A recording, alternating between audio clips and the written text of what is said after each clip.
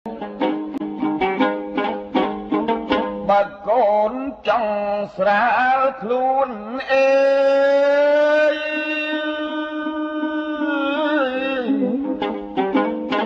រករៀនឲ្យមួនឲ្យមុំឲ្យស្ទាត់កុំចេះស្ទាក់ស្ទើរល្ងេល្ងើឥតបត់បើចេះប្រកាសប្រាក់រត់តាមហៅគុំថ្នម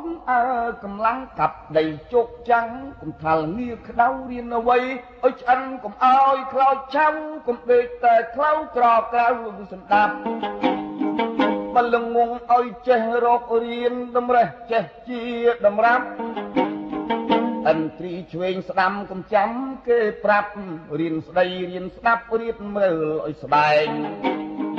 កើតមកជាមនុស្សទោះស្រីទោះប្រុសមិនដែលចេះឯង